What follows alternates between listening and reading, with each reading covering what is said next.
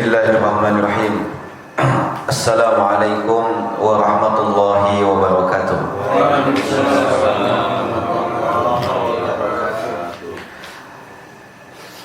Alhamdulillahi rabbil alamin wa bihi nasta'inu ala umurid dunya waddin. Wassalatu wassalamu ala asyrafil anbiya'i wal mursalin wa khatamin nabiyyin sayyidina wa maulana Muhammadin wa ala alihi wa sahbihi ajma'in. Naqulu Allahumma inna nas'aluka ilman nafi'an wa rizqan tayyiban wa amalan mutaqabbalan. Allahumma ati nufusana taqwaha wa zakkiha anta khairu man zakkaha anta waliyuha wa maulaha. Amma ba'd. Para hadirin, bapak-bapak yang dimuliakan Allah Subhanahu wa taala. Alhamdulillah ya, pada pagi hari ini Allah memberikan kita kesempatan yang sangat berharga, kesempatan untuk beramal salih, waktu yang sangat mahal yang tidak pernah bisa diberikan siapapun kecuali oleh Allah Subhanahu wa taala. Sebab itu alangkah berbahagianya pada pagi hari ini waktu yang Allah berikan kita gunakan untuk beramal salih, kita tukarkan dengan keridhaan Allah Subhanahu wa taala, melaksanakan salat subuh berjamaah. Kemudian kita lanjutkan dengan sesi ta'lim, tafaqquh fiddin. Mudah-mudahan semua amal salih kita diterima Allah Subhanahu wa taala. Insyaallah pada pagi hari ini kita akan membaca salah satu hadis yang ditulis oleh Imam An-Nawawi di dalam kitab Riyadhus Shalihin. Ini hadis ini sudah Sang Ustaz Idin sudah, mungkin saya juga sudah menyampaikannya. Kitab Riyadhus Shalihin ini adalah kitab yang paling populer se-alam jagat raya ini. Hampir di tiap masjid ada kitab Riyadhus Shalihin. Bahkan kalau di beberapa perkantoran itu ada Riyadhus Shalihin dengan terjemahannya. Diharapkan kalau khatib Jumat nggak datang, itu ada jamaah yang gantiin dan bacanya Riyadhus Shalihin yang ada terjemahannya. Aliran mana saja bacanya Riyadhus Shalihin. Ya, di tempat Nahdiyin Riyadhus Shalihin ini dibaca. Di orang-orang Muhammadiyah Riyadhus Shalihin juga dibaca. Di orang-orang Salafi Riyadhus Shalihin juga dibaca. Jadi ini memang paling populer ya. Bahkan disebutkan menjadi kitab kedua yang paling populer di seluruh dunia setelah Kitabullah, setelah Al-Quran. Nah, ini kitab nomor 2. Ditulis oleh Abu Zakaria Yahya bin Sharaf An-Nawawi.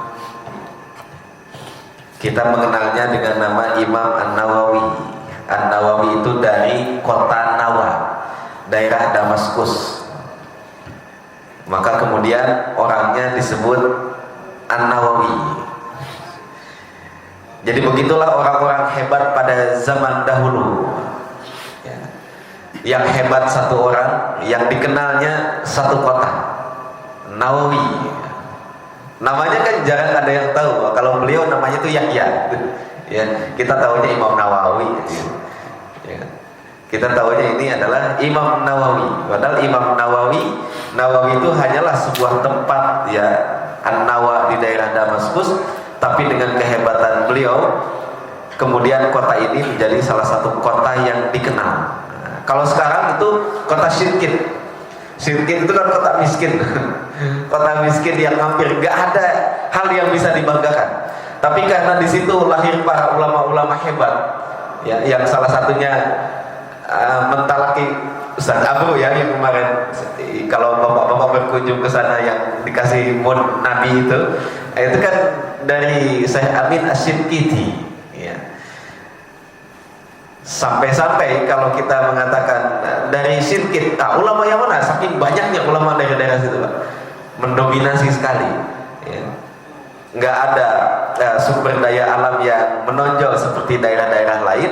Tidak ada tempat pariwisata yang dikunjungi oleh para turis gitu. Tapi kota ini terkenal menghasilkan banyak sekali ulama-ulama hebat pada zaman sekarang. Ya, kota Sirkit. Lah mungkin nanti suatu saat ya Al-Ciracasi, nggak enak tapi ya gimana, ganti aja. Soalnya nggak susah gitu ya Al-Ciracasi ini ya. Kalau Batavia itu masih mending, Pak. Al-Batawi ya, Al-Batawi itu banyak. Kemudian Al-Bantani, termasuk Imam An-Nawawi Al-Bantani juga ada ya. Saya lumayan agak enak, Pak. Al-Ghoruti, udah mirip-mirip Arab gitu ya. Al-Ghoruti. Yang kasihan orang Bandung sama Ciamis kayak Ustaz Aib. Al-Ciamis itu nggak enak. Ustaz Aib kan dari Ciamis gitu. Kalau mau dijuluki dengan nama tempatnya itu kurang enak. Al-Ciamisi. Ini kemuliaan seseorang itu terkadang akan mengangkat keluarganya, akan mengangkat daerah asalnya, akan mengangkat klan, akan mengangkat suku, ras ya, di mana dia berasal. Yang paling banyak mayoritas adalah mengangkat nama orang tuanya, orang-orang saleh itu. Karena jarang sekali ada ulama yang dikenal dengan namanya sendiri, itu rata-rata yang dikenal nama bapaknya. Imam Ibnu Katsir. Nah, namanya siapa? Ya kita tahunya Ibnu Katsir, anaknya Pak Katsir kan begitu. Yang dikenal bapaknya aja. Oh, ini tafsir Ibnu Katsir, Ustaz. Oh, Ibnu Katsir itu siapa? Ya Ibnu Katsir. Ya, Ibnu Katsir. Padahal Katsir itu hanyalah nama ayahnya. Anaknya siapa yang benar-benar jadi ulamanya? Terkadang dilupakan. Yang lebih dikenal adalah nama ayahnya. Ibnu Rajab Al-Hambali. Nah, kita kenalnya Ibnu Rajab. Nah, terus namanya siapa? Jarang ada yang tahu. Ya. Kadang-kadang dinisbatkan kepada pekerjaannya. Ya. Ada yang tahu namanya Imam Al-Ghazali? Ya. Ghazali. Kalau di sini Ghazali itu nama gitu ya. Imam Al-Ghazali, ya namanya Ghazali. Ini salah satu faidah dari kitab Riyadhus Shalihin yang ditulis oleh Imam An-Nawawi. Ya, seorang ulama yang luar biasa, mungkin pernah diceritakan salah satu guru kita kisahnya ya, Imam Yahya bin Syaraf ini memang sejak kecil gila dengan ilmu ya. Jadi kalau teman-teman yang ngajak main juga dia akan mengatakan malihada khuliqtu. Nah, kita tidak diciptakan untuk bermain ya. Nah, ini Imam An-Nawawi. Kita akan membaca hadis yang nomor 11 dari kitab Riyadhus Shalihin. Hadisnya populer, sudah sering dibahas. Ini kita bahas lagi untuk menunjukkan betapa besarnya karunia Allah Subhanahu wa taala, betapa murah hatinya gitu ya Allah Subhanahu wa taala kepada kita, terutama orang-orang yang beriman. Hadis dari Abul Abbas, dari ayahnya Abbas.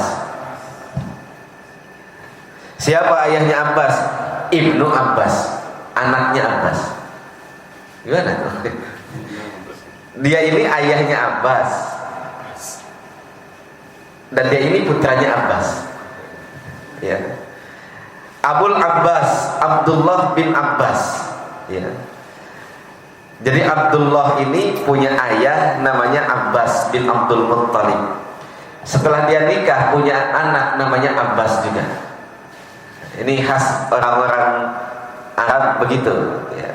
Jadi menamai anak itu nggak pusing-pusing nanya kanan kiri. Oh ya udah nama bapaknya saja. Ya. Jadi nama bapaknya dijadikan nama anaknya. Ya. Contohnya Abdullah bin Abbas, beliau adalah putranya Abbas bin Abdul Muttalib. Kemudian punya anak, beliau namai dengan Abbas. Ya, persis dengan nama ayahnya. An Rasulullah sallallahu alaihi wasallam fima yarwi an rabbih, dari Rasulullah sallallahu alaihi wasallam dari hadis yang diriwayatkan langsung dari Rabb-nya, dari Allah Subhanahu wa taala. Berarti ini namanya hadis qudsi. Ya. Nanti hadis itu bermacam-macam, ya, tergantung siapa, diriwayatkan dari siapa hadis ini. Hadis qudsi adalah hadis yang maknanya langsung dari Allah Subhanahu wa taala, tapi kemudian dalam proses penyampaiannya menggunakan redaksi Rasulullah Shallallahu alaihi wasallam. Ya. Kalau Quran itu langsung makna dan redaksinya dari Allah, makanya nggak boleh diganti-ganti. Ya, nggak boleh ada satu kata pun diganti dengan kata yang lain meskipun maknanya sama. Ya, meskipun maknanya sama, kan banyak kata-kata yang maknanya sama. Ya, Anda dengan kamu kan sama, dengan engkau misalnya kan sama. Tapi dalam Quran meskipun kata-katanya diganti dengan sinonimnya, itu tidak boleh diganti. Kenapa? Karena Al-Quran itu makna dan redaksinya langsung dari Allah Subhanahu wa taala. Ya, yang setiap kalimatnya mengandung rahasia, yang setiap kalimatnya mengandung mukjizat. Satu katanya saja mukjizat, makanya nggak bisa diganti dengan kata lain, nanti nggak jadi mukjizat masalahnya. Ya, bapak-bapak silahkan tunjukkan kepada saya satu kata dalam Al-Quran, dan itu para ulama pasti bisa menunjukkan di mana mukjizat kata itu. Ya. Kemarin di kelas 10 itu ada santri yang iseng juga nanya, "Jom, memang benar semua kata itu mukjizat?" Coba Ustaz, kalau alif lam mim mukjizatnya apa? Apalagi alif lam mim. Alif lam mim itu mukjizat terbesar di dalam kosakata Al-Qur'an, karena alif lam mim itu tidak pernah dikenal oleh bangsa Arab, ya, sampai Al-Qur'an ini turun. Padahal alif lam mim itu terdiri dari alif, lam, dan mim yang setiap hari mereka pakai gitu. Ya. Nggak ada yang kepikiran bikin kalimat dari alif lam mim. Ya. Membuat orang bertanya-tanya. Nanti ada kajiannya, namanya kajian huruf-huruf yang terputus-putus. Alif lam mim, ha mim, alif lam ra, gitu ya. Dan sebagainya, itu justru jadi mukjizat terbesar di dalam Al-Qur'an. Itu Al-Qur'an. Nah, kalau hadis qudsi adalah redaksinya dipilihkan oleh Nabi Shallallahu alaihi wasallam. Makanya hadis qudsi tidak jadi mukjizat lafadznya, maknanya mukjizat, tapi lafadznya bukan mukjizat. Boleh nggak diganti lafadznya? Menurut mayoritas ulama boleh. Seperti bapak-bapak meriwayatkan hadis Nabi Shallallahu alaihi wasallam yang biasa, tapi meriwayatkannya dengan maknanya karena lupa redaksinya. Yang penting gini, maknanya Rasulullah itu mengatakan seperti ini. Boleh. Ya, boleh. Kan kadang-kadang suka lupa ya Pak ya. Ini ada hadisnya, tapi redaksi aslinya lupa gitu. Tapi maknanya kita masih ingat, maknanya itu ini. Boleh nggak disampaikan itu sebagai sebuah hadis? Boleh menurut jumhur ulama. Kenapa? Karena redaksinya bukan mukjizat. Kita ganti, asal jangan sengaja diganti. Tapi kalau kita lupa, boleh kita meriwayatkan. Pokoknya maksudnya itu, ya, boleh. Tapi Quran kan nggak boleh. Allah Subhanahu wa taala berfirman, pokoknya maksudnya itu nggak boleh. Itu harus diikuti persis dengan lafadznya. Ya, nggak boleh diganti. Gimana kalau lupa Ustaz? Saya ada ingat ayat Al-Quran, cuma lupa redaksinya, terjemahannya saja. Jangan ayat Al-Qurannya, yang terjemahannya kira-kira seperti ini. Ya. Tidak boleh diriwayatkan dengan maknanya. Ini hadis qudsi.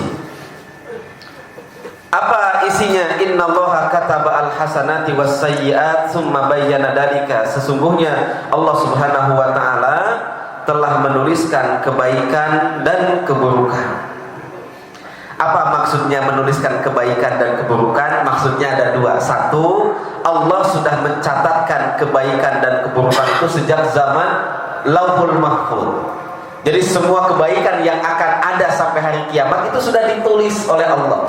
Keburukan yang akan ada sampai hari kiamat juga sudah ditulis oleh Allah. Kebaikan yang akan dilakukan oleh bapak-bapak itu sudah ditulis. Keburukannya juga sudah ditulis. Loh, kalau gitu berarti kita dipaksa dong oleh Allah. Ya, karena Allah udah nulis dan kita akan mengikuti tulisan itu, kan begitu maksudnya? Enggak begitu. Ya, karena Allah itu menulis berdasarkan ilmu pengetahuan Allah. Nanti si fulan kalau saya ciptakan pasti akan mengerjakan ini. Bukan Allah yang memaksa kita harus mengerjakan ini, bukan. Tapi Allah tahu si fulan itu nanti akan lahir nih tahun sekian, nanti di umur sekian dia akan melakukan ini. Allah tahu. Tahu, itu yang ditulis oleh Allah. Bukan Allah tuliskan lalu kita harus ikut sesuai tulisan Allah, bukan. Jadi sebenarnya banyak yang salah paham gitu ya. Oh berarti kita dipaksa dong oleh Allah untuk melakukan ini. Kenapa dipaksa? Karena ternyata perbuatan kita sudah ditulis, Ustaz. Sudah ditulis di Lauhul Mahfuz. Jadi saya di umur 42 tahun saya akan melakukan A, itu sudah tertulis di Lauhul Mahfuz. Jadi saya nggak punya pilihan lain kecuali mengerjakan gitu. Nggak begitu. Nggak begitu. Itu ditulis berdasarkan ilmu pengetahuan. Ketika Allah menciptakan kita, Allah tahu betul kita mau ngapain. Ya. Ketika kita diberikan pilihan, kamu mau iman, mau kufur, Allah tahu pilihan kita yang mana. Iman, Allah tulis iman. Bukan kita dipaksa beriman, bukan kita dipaksa kufur. Allah tahu kalau kita sudah diciptakan, nanti umur sekian akan melakukan ini. Maka Allah tulis. Gitu ya. Jadi agar tidak salah paham dalam memahami takdir, seolah kita betul-betul dipaksa, kita tidak punya pilihan lain, sehingga kemudian nanti sebagian orang akan komplain, lah saya akan melakukan ini ditakdirkan Allah. Kalau kata Ibnu Qayyim, bagi orang-orang kayak gini, coba sodorin sepiring makanan. Kamu jangan makan sampai kamu ditakdirkan oleh Allah makan. Gimana kira-kira? Ya. Nanti juga kalau Allah takdirkan maka kamu pasti kenyang. Udah jangan makan makanan itu, diam aja. Kata Ibnu Qayyim itu untuk menterapi orang-orang yang suka nyalahin takdir. Ya. Saya korupsi juga kan udah ditakdirkan. Ini saudara saya sendiri yang bilang begitu. Ketika mengomentari fenomena kenapa banyak orang korupsi, udah ditakdirkan. Dia nggak bisa menolak karena sudah ditakdirkan oleh Allah Subhanahu Wa Taala. Ya gitu kata Ibnu Qayyim, kasih dia sepiring makanan, ya perintahkan dia jangan makan makanan ini. Toh kalau Allah sudah takdirkan kamu pasti kenyang, nggak makan juga. Duduk dia nungguin 1 hari, sanggup nggak? Dia akan kemudian mengalah dengan egonya, saya harus makan. Kalau nggak makan saya nggak akan kenyang gitu. Ternyata takdir itu berkaitan dengan ya berarti saya harus makan kalau mau kenyang. Begitulah ya. Nah, ini biar tidak salah memahami takdir, sehingga kemudian dengan mudah kita menyalahkan, udah ditakdirkan Allah Subhanahu Wa Taala, udah mau gimana juga kalau udah ditakdirkan. Gitu. Buktinya untuk urusan makanan saja kita akan menyerah dan akan mengesampingkan takdir itu. Yang akan kita pikirkan, saya harus makan kalau saya mau kenyang, kan begitu ya. Ini gambaran sederhananya. Kemudian yang kedua yang dimaksud Allah akan mencatatkan kebaikan dan keburukan adalah maksudnya setiap kebaikan yang kita lakukan dan setiap keburukan akan dicatat oleh Allah melalui para malaikat-malaikatnya. Yang baik-baik dicatat, yang buruk-buruk juga dicatat. Ya. Nah, nanti tinggal kita buka tuh catatan amalnya. Ya, tinggal kita buka catatan amalnya. Ayatnya tadi sudah dibacakan di dalam sholat subuh. Ada yang mendapatkan catatan amalnya dengan tangan kanan. Ya.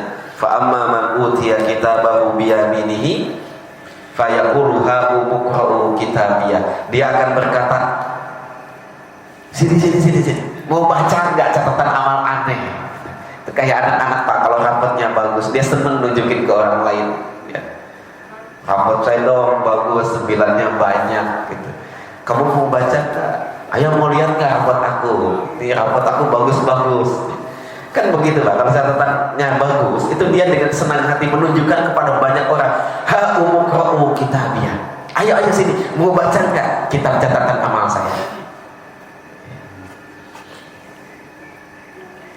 Inni dzanantu anni mulaqin hisabiyah. Kenapa catatan amalnya bagus?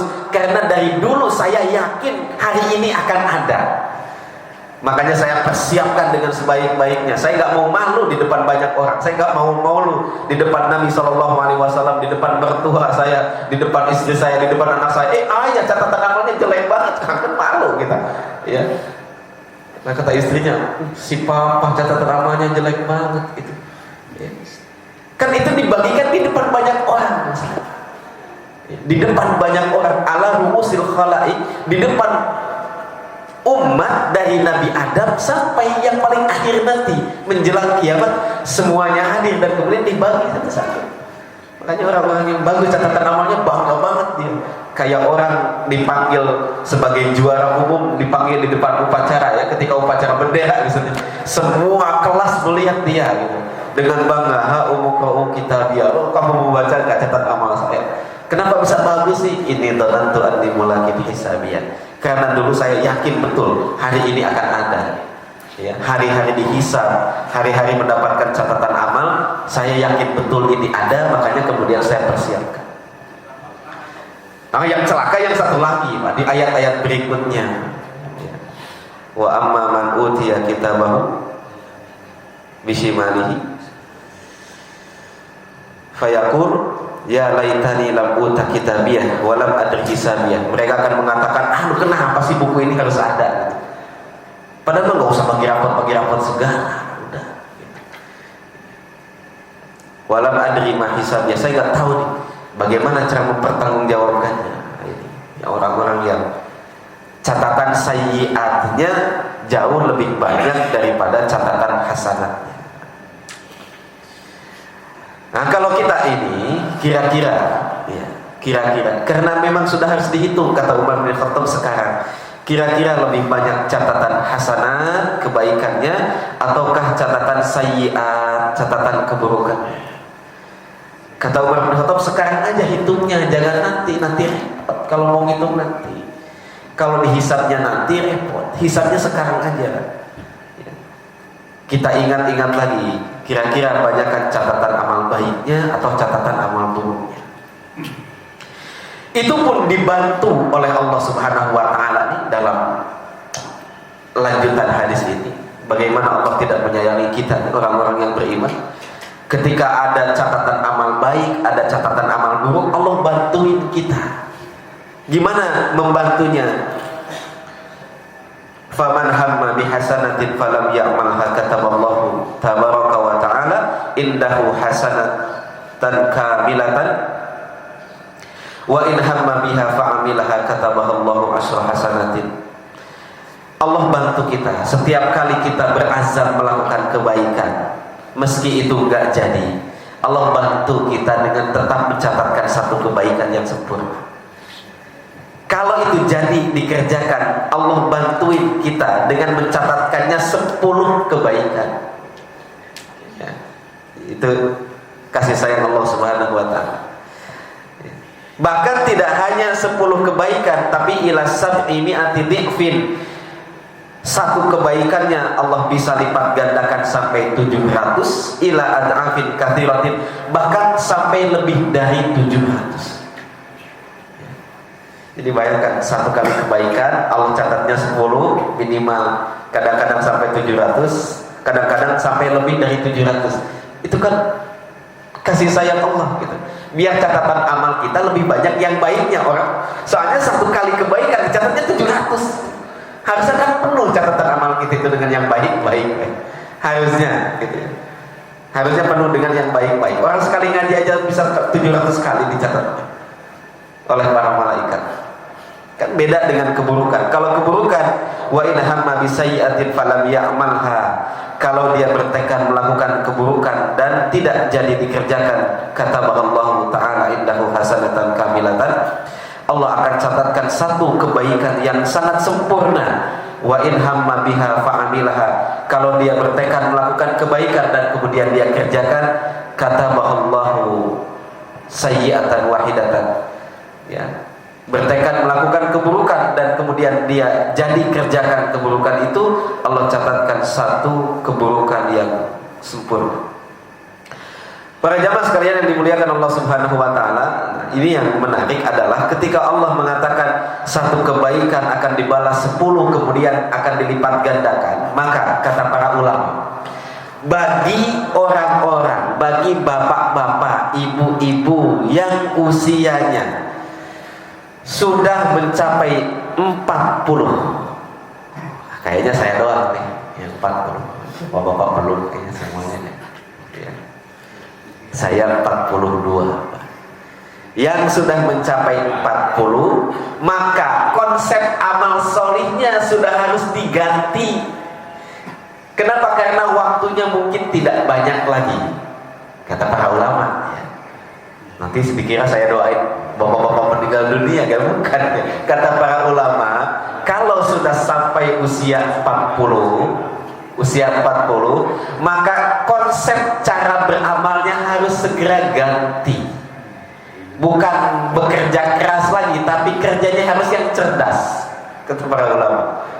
Maklum ya, bukan itu ya, tentang 2002 berapa ya? Ya, karena tenaga kita ini, Pak, kan udah nggak seperti kemarin lagi gitu ya. Tenaga kita, waktunya juga nggak seperti kemarin lagi. Ada banyak waktu, Masya Allah.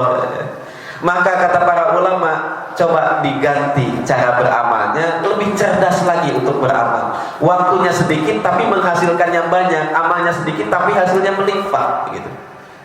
Dari mana dasarnya? Dari hadis ini, bahwa satu kebaikan standar SOP-nya 10, tapi di luar itu akan dilipat gandakan. Bisa jadi 100, bisa jadi 700, bisa jadi 1000, sejuta dan lain sebagainya. Sebelumnya saya akan menjelaskan dulu secara ringkas ya maksud dari hadis ini. Jadi menurut hadis ini nanti akan ada 4 kategori manusia kalau sudah berniat melakukan kebaikan atau keburukan. Ya, 1, ada orang yang sudah berniat melakukan kebaikan, kemudian kebaikan itu jadi dia kerjakan, ini yang tadi saya sebutkan 10 minimal ya. 2, ada orang yang sudah berniat melakukan kebaikan tapi tidak jadi karena ada uzur syar'i, maka baginya 1 kebaikan sempurna dari amal yang sudah dia niatkan ya. Dari amal yang sudah dia niatkan, bukan dari niat tapi dari amal yang sudah dia niatkan ya. Udah niat banget nih mau ngaji, udah sampai di sini, tapi tiba-tiba sakit perut, kemudian pulang, kamar mandi lagi, akhirnya nggak jadi ngaji. Maka dia mendapatkan pahala ngajinya sempurna, pahala ngajinya sempurna. Itu yang kedua. Dari mana? Dari hadis Nabi Shallallahu Alaihi Wasallam. Ketika beliau berangkat perang Tabuk, beliau mengatakan, Inna mi waraikum unasun la yaslukuna ma'akum wadiyan. Ada orang di belakang kita nih yang tidak ikut mendaki gunung, menuruni lembah, menyeberangi lautan gitu ya, istilahnya. Tapi pahalanya sama dengan kalian. Lah, kok bisa ya Rasulullah? Nggak bisa. Kenapa? Habasahumul udhr. Karena mereka ada uzur syar'i. Ada uzur syar'i, sehingga dia sudah bertekad melakukan kebaikan tapi gak jadi karena ada uzur syar'i ya, maka kebaikan itu dicatat sempurna ya. Ibu-ibu udah mau sholat duha gitu ya, udah wudu ya, begitu ambil mukena haid, gak jadi sholat duhanya. Itu sholat duha dicatat pahala sholat duha, dicatat pahala sholat duha, padahal gak dikerjakan. Ini yang kedua. Yang ketiga, ada orang sudah melakukan kebaikan tapi tidak jadi dikerjakan, tapi bukan karena uzur syar'i. Udah mau ngaji nih, udah bawa Quran, duduk, tiba-tiba iya Pak Benny biasa, Ustaz, ada ngopi deh sama Pak Benny, nggak jadi saya ngajinya, saya nggak jadi ngaji. Maka bagi orang-orang seperti ini akan mendapatkan pahala niat ngaji. Ngajinya nggak dapat kalau saya nggak ngaji, tapi dapat pahala niat ngaji. Pahala niat, masih dapat pahala niat. Ya. Makanya Pak, betul. Kata para ulama kan, an-niyatu tijaratul ulama. Niat itu adalah bisnisnya para ulama. Kalau bapak-bapak bisnisnya apa? Ya, niat itu bisnisnya para ulama, dan ini para ulama yang menyebutkan, saya hanya mengutip saja. Niat itu adalah tijaratul ulama. Para ulama itu kalau beramal nggak akan dengan satu niat. Saya, bapak-bapak nih ngaji, niatnya 1 ngaji, 2 nungguin sholat subuh, ada pahalanya, ada. 3 niatkan iktikaf, ada pahalanya? Ada. Misalkan itu aja udah 3 kali pahalanya. Ya. Jadi memang dibisnisin sama para ulama gitu. Bisnisnya dengan Allah, ya. Bisnisnya dengan Allah Subhanahu wa taala. Jadi satu perbuatan ada niat yang banyak, pahalanya banyak. Ya. Jadi kalau kita duduk di sini, satu niat ngaji, ada pahalanya ngaji? Ada. Ngaji kan gede pahalanya, itu taklim. 2, saya mau nungguin sholat isya, ada pahalanya. Semua kegiatan menunggu waktu sholat, meskipun cuma duduk bengong, itu ada pahalanya. Yang ketiga, kita niatkan iktikaf di masjid, ada pahalanya? Ada. Jadi udah 3 tuh pahalanya. Saya nggak tahu tadi kita niatnya apa. Taklim ya berarti pahalanya pahala taklim. Kalau kita niatkan iktikaf, dapat pahala iktikaf. Kalau kita niatkan menunggu waktu sholat syuruk isyraq datang karena kita mau mengerjakannya, kita dapat pahala sholat isyraq. Kita niatkan lagi menetapi sunnah Nabi SAW, berzikir sampai terbit matahari, dapat lagi pahalanya mutaba'ah sunnah. Itu aja ada 4. Makanya kata para ulama, niat itu bisnisnya para ulama. Bisnisnya para ulama. Satu pekerjaan, niatnya bisa bermacam-macam. Ya, niatnya bisa bermacam-macam. Nah ini yang ketiga. Kalau yang keempat, orang berniat melakukan kebaikan, tapi dia mendapati kebaikan lain yang lebih baik, sehingga niat itu dia urungkan dan dia ganti dengan kebaikan yang lebih baik. Ya. Kalau saya jalan kemana tuh? Arisalah gitu ya, mau daftar umroh. Di tengah jalan mending haji. Langsung aja saya ganti daftar haji. Ya, niat umrohnya sudah jadi pahala dan niat hajinya saya akan mendapatkan pahala. Ya. Kan banyak ya kita kadang-kadang ganti niat karena kita melihat ada sesuatu yang lebih baik. Jangankan cuma niat, bapak-bapak kalau sumpah atau nazar, kemudian kita melihat ada hal yang lebih baik, batalkan sumpahnya. Batalkan sumpahnya. Kadang-kadang ya, Masya Allah, kalau kita lagi kesal dengan orang lain, kadang-kadang terucap sumpah gitu. Demi Allah saya nggak akan ke rumahnya lagi. Kalian pernah gitu?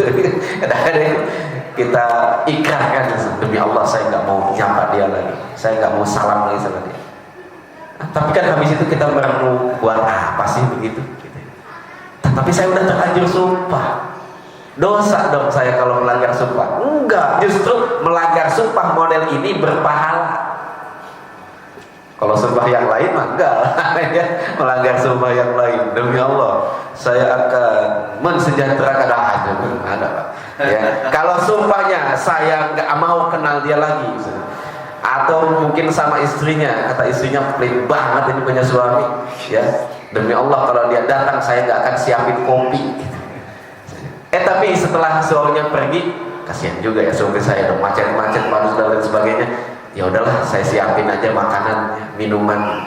Nah berarti dia melanggar sumpah. Iya melanggar sumpah, tapi itu melanggar sumpah yang berpahala.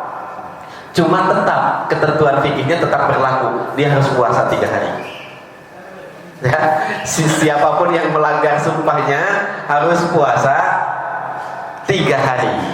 Ya, 3 hari. Makanya jangan banyak sumpah ya, jangan banyak nazar. Teman saya itu pernah nazar, pokoknya kalau saya lulus saya mau jalan kaki dari rumah sampai kampus. Gempor Pak, jalan kaki dari rumah sampai kampus. Kampus kita jauh banget itu loh. Ya. Akhirnya apa? Ya nazarnya dibatalkan dan dia harus membayar denda puasa 3 hari. Ya, puasa 3 hari. Kalau bagi mahasiswa puasa aja lah ya, denda-denda yang lain kan susah ya. Apa memberi pakaian atau memberi makan orang-orang miskin, ya, mereka juga miskin. Ya puasa aja ya. Kayak haji tamat tuh bapak-bapak kemarin haji tamat tuh bayarnya apa? Bayar pakai kambing. Saya mau puasa aja Pak, 10 hari. Ya, mendingan puasa 10 hari ketimbang keluar uang buat beli kambing. Ya, disembelih sebagai damnya haji tamat tuh.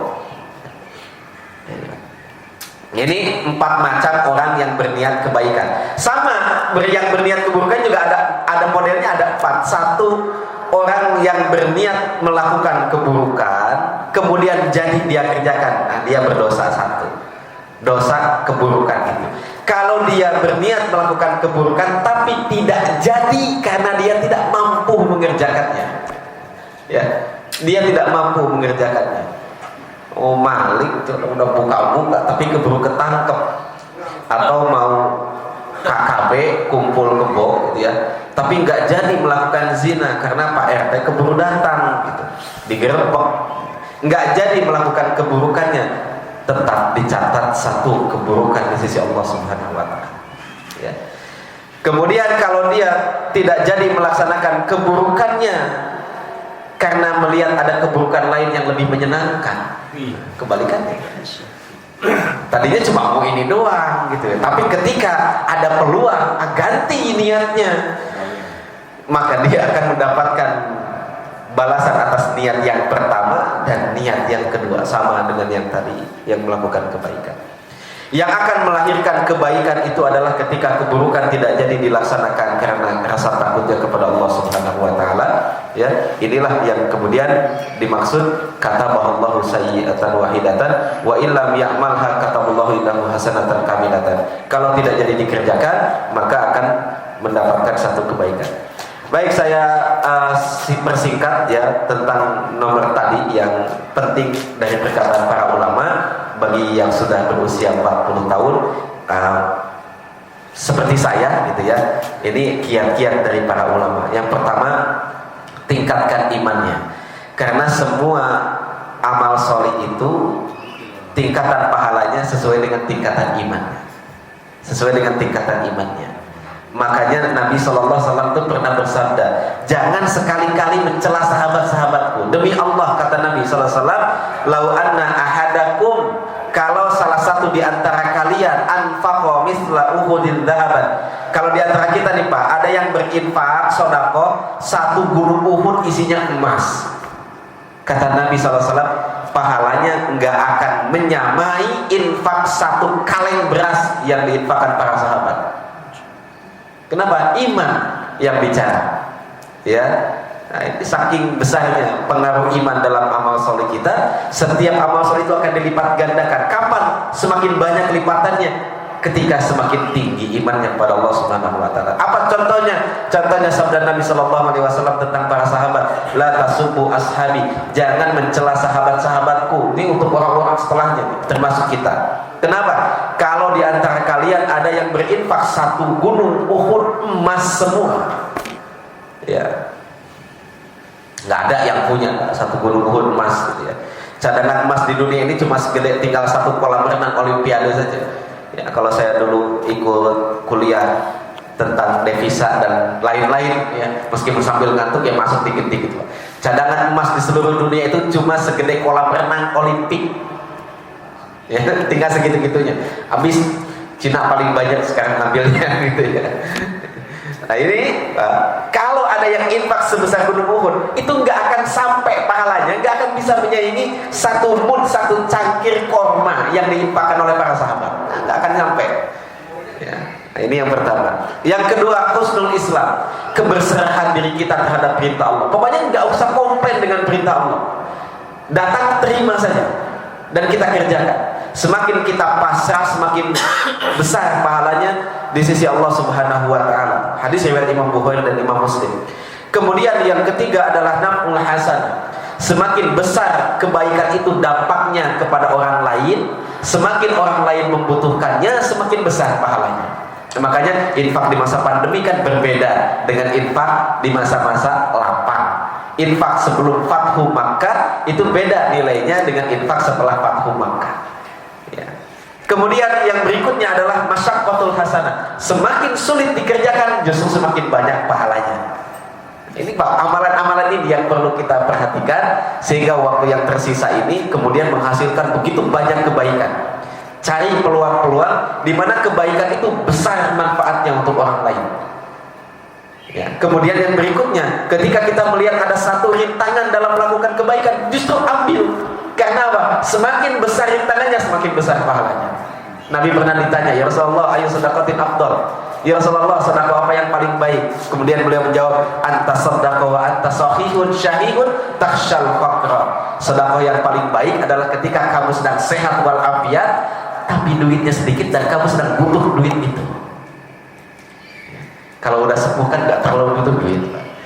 Kalau umur-umur seperti kita ini kan anaknya masih kecil-kecil misalnya ya, kalau dia kebutuhan masih banyak, nanti cicilan belum lunas dan lain sebagainya. Nah, kata Nabi, sedekah yang paling baik adalah ketika kamu sehat walafiat, masih muda dan kamu sedang membutuhkannya dan kamu takut dengan kefakiran tapi kamu keluarkan. Sedekah yang paling baik. Kenapa tadi? Karena semakin sulit dikerjakan semakin besar pahalanya.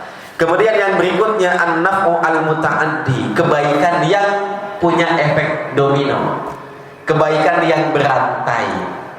Ya, mengajar, ya, saya dapat pahalanya, bapak-bapak dapat pahalanya, bapak-bapak mengajarkannya lagi kepada anaknya, bapak dapat pahala, saya dapat pahalanya lagi. Anaknya nanti ngajarin lagi ke anaknya, anak bapak dapat pahala, bapak dapat pahala, saya dapat pahala, begitu. Nah itu kan kebaikan-kebaikan yang luar biasa yang Allah siapkan, ya, kebaikan-kebaikan yang tidak terputus pahalanya, sebagaimana hadis Nabi SAW dalam riwayat Imam Muslim, ya, tentang 3 amalan yang akan mengalirkan pahalanya. Nah ini harus kita ambil. Makanya saya sering mengatakan target kita ganti levelnya, naikkan sedikit, bukan wala tamutunna illa wa antum muslimun lagi, naikkan lagi sedikit. Ya, target kita itu jangan wafat kecuali dalam keadaan Islam, itu standar. Naikkan lagi sedikit, target kita jangan wafat sebelum kita meninggalkan amalan yang mengalir pahalanya.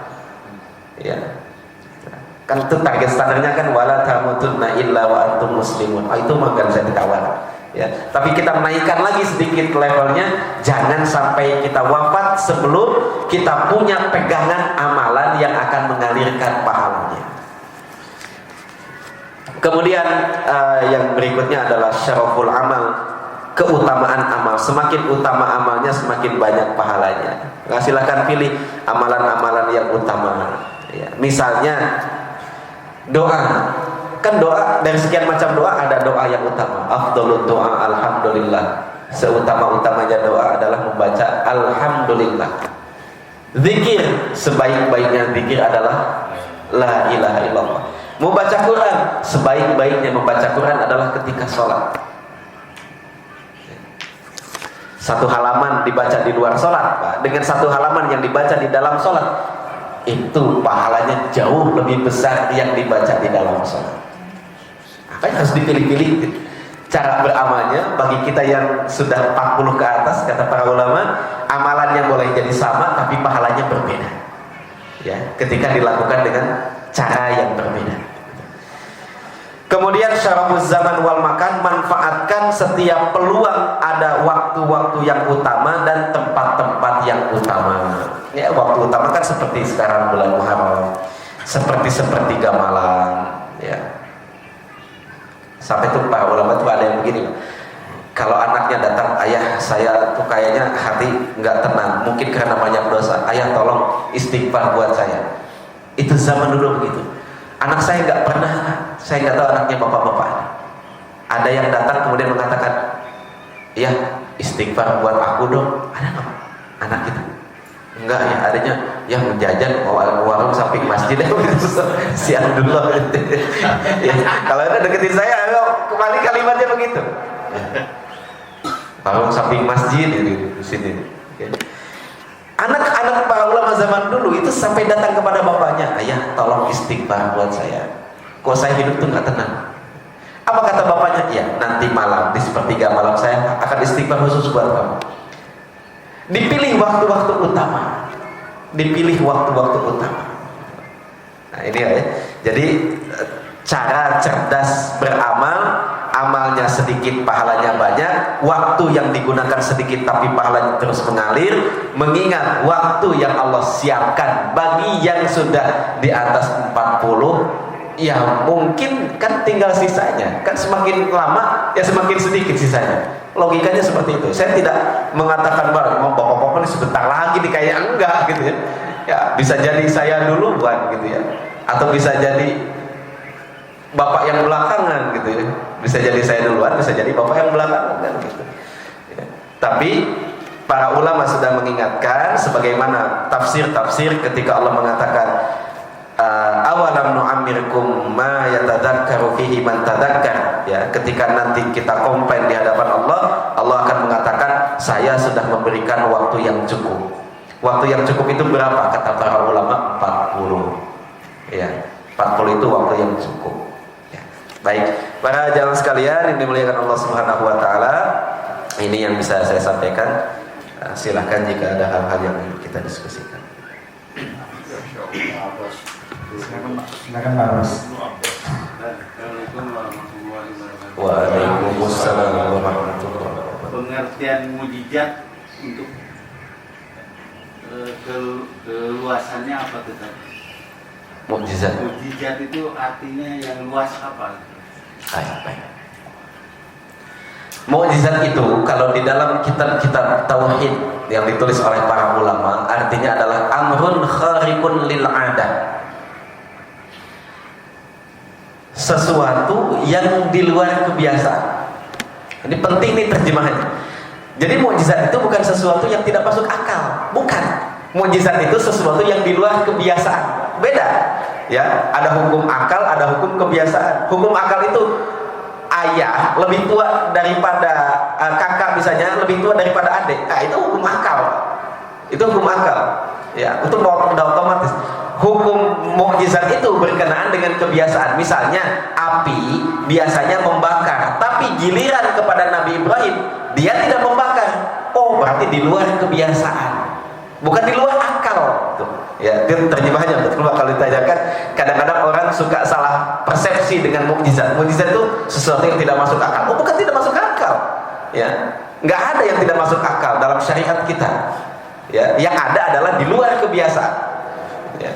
Biasanya orang kalau menempuh jarak yang jauh butuh waktu sekian lama, tapi Nabi SAW menempuh jarak yang begitu panjang dalam waktu yang sebentar. Itu kan biasanya. Gitu. Sesekali nggak biasa boleh dong. Nah, gitu ya. Jadi mukjizat itu adalah amrun, sesuatu khariqun yang menembus batas al-adah, kebiasaan. Kapan itu terjadi? Ala yadi man athbatahullahu bin nubuwwah, yang Allah berikan kepada orang-orang yang sudah dilantik dengan kenabian. Nah, itu mukjizat.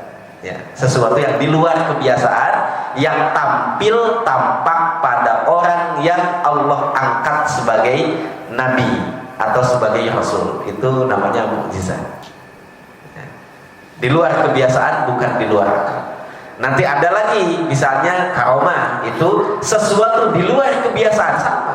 Di luar kebiasaan. Konon ada syekh ini atau ada wali ini kok bisa jalan di atas air. Iya, biasanya orang kalau di atas itu nyemplung, tenggelam, itu biasanya.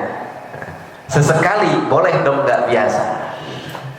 Ya kan kita pernah membahasnya ya tentang Abu Ala Al-Hadrami, salah seorang sahabat Nabi SAW yang menyeberang sungai dan tidak ada yang basah sedikit pun. Ya, padahal yang nyebrang lebih dari 200.000 orang. Ya, di dalam perang menaklukkan Qadisiyah. Ya, perang melawan Persia, Abu Ala Al-Hadrami di depannya ada sungai, beliau menunggang kuda, pasukannya di belakang, diutus oleh Umar bin Khattab untuk menaklukkan Persia. Nah, gimana nyebrang sungai? Kalau orang Garut sih mesti mending nyebrang sungai ya. Cimanuk banyak gitu ya. Di sini sungai-sungai banyak, banjir mulu. Kan di Arab jarang banyak ada sungai gitu ya. Sekali lihat sungai, udah wahana gitu ya. Udah bingung dia nyebrang sungainya gimana. Kemudian dia berdoa pada Allah Subhanahu wa taala, ya Allah, kita mau menyeberang sungai. Kemudian beliau mengatakan, siru bismillah, ayo jalan kalian dengan menyebut nama Allah. Jalan di atas sungai dan tidak ada yang basah satupun. Ya. Itu namanya karomah. Sesuatu yang luar dari kebiasaan yang Allah tampakkan dalam diri orang-orang yang Allah cintai, atau yang bahasa kitanya para wali-wali Allah Subhanahu wa taala. Jadi wali itu ada. Semua mazhab mengakui wali itu ada. Enggak ada yang tidak mengakui. Ya, wali itu ada. Bisa nggak kita dapat keajaiban itu meskipun kita bukan wali? Dalam konteks Ahlus Sunnah wal Jamaah masih ada satu lagi, namanya ma'unah. Ma'unah itu adalah peristiwa luar biasa yang Allah tunjukkan kepada orang mukmin yang solih meskipun derajatnya belum sampai pada levelnya wali. Biasanya itu terjadi dalam keadaan-keadaan yang sangat terdesak. Tiba-tiba penyakit kankernya hilang. Ada nggak? Ada, ternyata kisahnya banyak. Ya, tiba-tiba yang harus dioperasi nggak jadi operasi. Udah divonis tinggal 1 minggu, 5 tahun masih belum meninggal. Ada sih banyak, Kak. Ya, salah satunya yang diceritakan oleh guru saya, Syekh Khaldun, ya. Beliau berasal dari Yaman, ya. Mukjizat dari sedekah itu, ya, orang ada perempuan jual ginjal anak kecil, gitu ya. Dibeli dengan harga yang mahal untuk menggantikan ginjalnya. Ya, setelah ditanya kenapa, saya mau membiayai kakak saya sekolah. Nanti kan kalau kakak saya sekolah, dia bisa mencari nafkah. Nah, nanti keluarga kami akan membaik kehidupan. Nah, kemudian dia perintahkan anaknya kembalikan lagi. Ya, maksudnya formulir penandatanganan pengangkatan ginjalnya dibatalkan saja, tapi duitnya tidak dibatalkan. Duitnya tidak dibatalkan. Kata anaknya, sayang ayah, ini duit sebanyak ini, gitu ya. Masa kemudian kita akan berikan begitu saja? Padahal ayah sedang membutuhkan ginjalnya. Kata ayahnya, ya udahlah, biarin aja, gitu. Lalu kemudian dokternya menyarankan, udah Pak, sekarang bapak tinggal pulang ke kampung halaman, menikmati udara yang segar, tuh nostalgia di sawah, di kebun, gitu ya. Pulang kampung istilahnya siap-siap meninggal, gitu. Ya. Ternyata ya setahun 2 tahun gak meninggal tuh, si bapak tuh. Ya dia penasaran, balik lagi untuk tahun kesekiannya, kata dokternya udah nggak ada lagi penyakitnya. Ya. Jadi kanker yang sudah di ginjal itu udah nggak ada lagi, ginjalnya sehat walafiat, 100% dua-duanya berfungsi. Itu namanya ma'unah, pertolongan Allah Subhanahu Wa Taala, dukungan Allah Subhanahu Wa Taala untuk orang-orang yang beriman. Itu keajaiban itu ya, mukjizat, peristiwa yang di luar kebiasaan. Gitu Pak Abbas, itu namanya mukjizat. Ada lagi jamaah? Ya, silakan. Makhluk yang pertama sekali diciptakan Allah ialah kalam, pena, untuk mencatat takdir, berhubungan dengan malaikat Raqib dan Atid yang mencatat amal kebaikan dan keburukan. Itu di mana kaitannya nanti Pak Ustaz? Nanti di hari kiamat nanti kita mendapatkan buku catatan. Apakah buku yang dicatat oleh malaikat itu atau yang catatan takdir tadi yang diciptakan Allah waktu pertama sekali menciptakan kalam itu Pak Ustaz? Terima kasih. Alhamdulillah. Yang pertama kali diciptakan Allah adalah pena. Sebenarnya hadis ini juga diperselisihkan oleh para ulama. Maksudnya apakah betul-betul yang pertama ataukah termasuk yang pertama kali? Karena dalam konteks kebahasaan kadang-kadang kita juga sama suka melakukan itu, gitu ya. Nggak ada yang datang, padahal ada sih yang datang cuma dikit. Nah, tapi secara generalisir kemudian kita katakan nggak ada yang datang, gitu ya. Gitu ya. Jadi dalam konteks kebahasaan kadang-kadang ada suatu lafaz yang disampaikan tapi maksudnya hanya untuk menunjukkan hiperbolis, gitu ya, penekanan. Contohnya kalimat yang tadi, yang pertama kali awalu ma khalaqallahu al-qalam summa qala uktub. Ya, Allah yang pertama kali menciptakan, yang diciptakan oleh Allah adalah pena. Kemudian Allah mengatakan tulis, maka pena itu menulis semua yang akan datang. Maka pertanyaan dari para ulama, dia nulisnya di mana? Kalau dia nulisnya di Lauhul Mahfuz, berarti Lauhul Mahfuz udah ada duluan daripada pena, begitu ya. Jadi kadang-kadang yang dimaksud adalah yang pertama kali itu adalah jajaran dari yang pertama-tama diciptakan. Yang pertama-tama itu Allah menciptakan ini. Kemudian di periode berikutnya Allah menciptakan ini. Gitu ya. Ini yang dimaksud dengan yang pertama kali diciptakan adalah pena. Karena nanti ada yang menyebutkan aras yang pertama kali diciptakan, ada yang mengatakan air. Karena wakana arsyuhu alal ma. Ketika pena itu diciptakan, aras itu ada di atas, singgasana Allah itu ada di atas air. Oh, berarti udah ada duluan mereka. Nah, ini yang pertama. Kemudian yang kedua, yang dicatat oleh pena itu adalah semua kejadian. Sangat umum sifatnya. Semua kejadian, mau itu gunung meletus, mau itu amal seorang hamba, mau itu peristiwa-peristiwa apa semut bertelur gitu ya, itu semuanya ditulis pena. Adapun catatan malaikat adalah tentang amal-amal seorang hamba. Kalau yang dicatat oleh malaikat ya. Kalau yang tulis di pena ya, kul ma huwa kainun ila yaumil qiyamah. Semua yang akan ada sampai hari kiamat itu ditulis oleh pena ya, sesuai dengan pengetahuan Allah. Karena Allah tahu sampai hari kiamat akan ada apa aja kan gitu tadi. Kuncinya itu dari kata ilmunya Allah. Ya. Ilmunya Allah. Jadi Allah Maha tahu apa yang sedang terjadi, yang setelah terjadi, yang akan terjadi. Makanya kemudian Allah mengatakan, tulis semua yang akan ada sampai hari kiamat, maka ditulis oleh pena. Nah ini jadi sifatnya sangat umum, segala sesuatu yang akan ada di dunia ini. Kalau catatan amal itu ditulis oleh malaikat khusus untuk amalan-amalan seorang hamba. Jadi isinya catatan kebaikan, catatan keburukan. Ditambah lagi oleh para ulama satu lagi, catatan yang bukan kebaikan dan catatan yang bukan keburukan. Ada lagi Pak, ya. Misalnya itu dicatat juga. Padahal itu tidak ada pahalanya dan tidak ada dosanya. Jadi kata-kata kita ini kan ada yang ada pahalanya, ada yang ada dosanya, ada yang tidak ada pahalanya dan tidak ada dosanya. Dan itu semuanya akan dicatat oleh malaikat. Ini yang dicatat oleh malaikat tentang perbuatan hamba. Ya, yang dicatat kolam adalah semua yang akan terjadi sampai hari kiamat. Nah, ini perbedaannya. Nah, yang akan dibagikan nanti adalah catatan yang ditulis oleh para malaikat, ya, sebagai hujjah Allah Subhanahu wa taala, karena nanti hujjahnya itu banyak, satu dari catatan malaikat, dua dari pengakuan semua anggota tubuh kita. Jadi lengkap. Kamu melakukan ini. Ya nggak bisa nolak karena catatan amalnya ada. Kemudian tubuhnya juga bersaksi. Jadi saksinya ada, buktinya ada, lengkap sudah. Ya, kalau untuk ini pengadilan, buktinya ada, saksinya ada, ditambah pengakuan ada.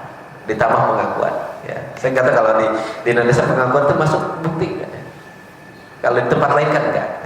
Pengakuan itu tidak masuk sebagai bukti. Nanti di dalam syariat kita ada bukti, ada saksi, ada pengakuan, dan itu semuanya lengkap tiga-tiganya. Perangkat pengadilan lengkap, buktinya ada, saksinya ada, anggota tubuhnya sendiri, dan kemudian pengakuan. Lisannya nanti kan tidak bisa berdusta, waqala shawaba. Semua orang akan mengatakan yang jujur-jujur saja pada hari itu. Demikian ya, yang dimaksud dengan catatan yang ditulis oleh malaikat dan yang ditulis oleh pena. Wallahu a'lam. Sebenarnya Ustaz, tadi kan dikatakan bahwa paling utama adalah alhamdulillah. Bagaimana mengimplementasikan alhamdulillah tersebut dalam doa? Maka ketika punya hajat cukup dengan alhamdulillah aja atau bagaimana? Tentang implementasi paling utama doa adalah alhamdulillah. Baik. Sebelumnya saya akan mengutipkan dulu penjelasan para ulama terkait kenapa sih doa yang paling utama itu alhamdulillah.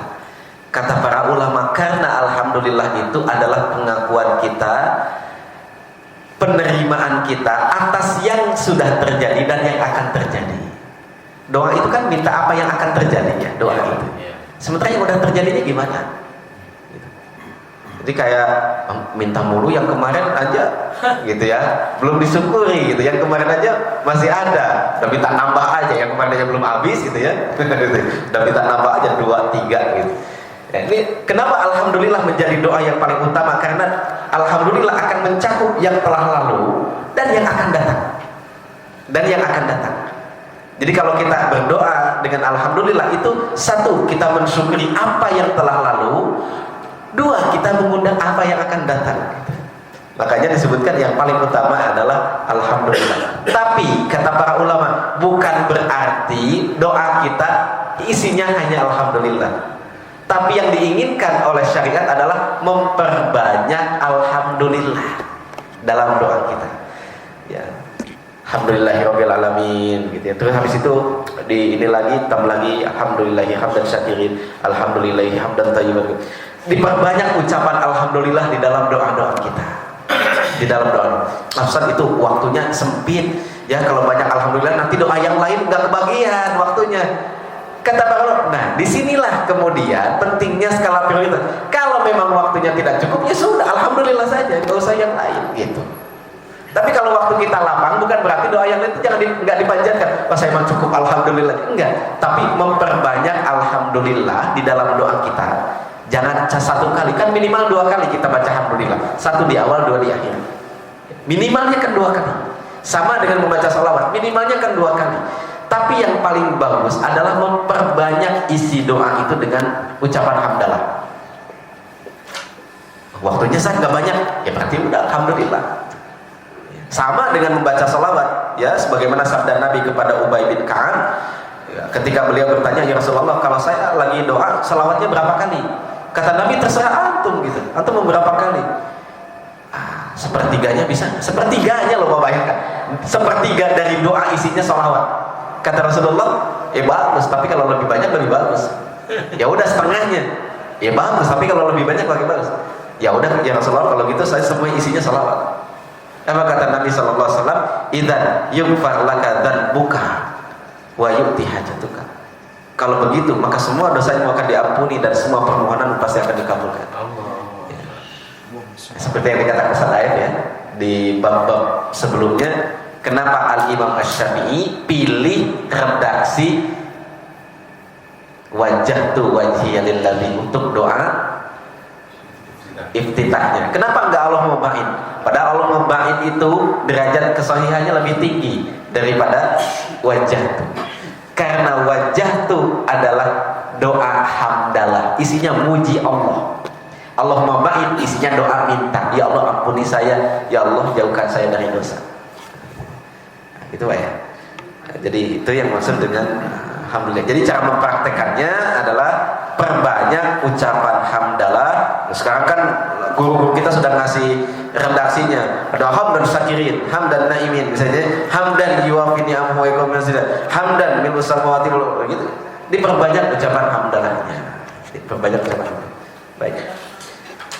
Baik, ini yang bisa kita kaji pada hari ini. Mudah-mudahan Allah Subhanahu wa taala melimpahkan kita rahmat dan keberkahannya. Mudah-mudahan bapak-bapak semuanya dan ibu-ibunya di rumah dan keluarganya Allah jadikan keluarga yang sakinah mawaddah warahmah. Allah berikan kelapangan dalam rezekinya, Allah berikan kesehatan dan Allah berkahi dalam setiap aktivitasnya sampai kita berjumpa dengan Allah Subhanahu wa taala dalam keadaan Allah ridho kepada kita semua.